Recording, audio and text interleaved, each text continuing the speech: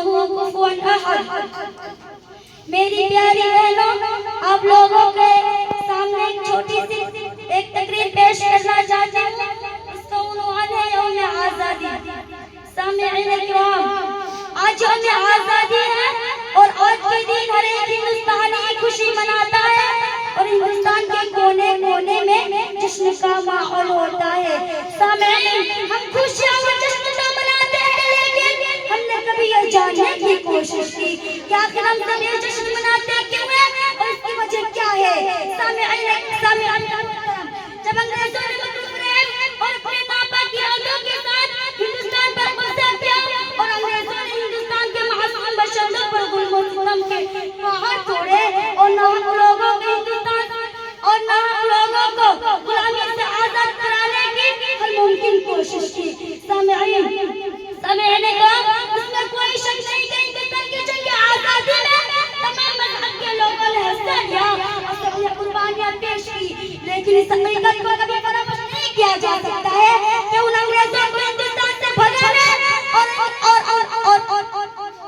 हिंदुस्तान को उनकी गुलामी से आजाद कराने में सबसे ज्यादा कुर्बानी मुसलमानों ने पेश किया। अब तारीख का मुताला करें तो आपको मालूम होगा कि वतन से मोहब्बत निस्बी ईमान है का पैगाम मुसलमानों ने दिया। इंकलाब जिंदाबाद का नारा मुसलमानों ने दिया।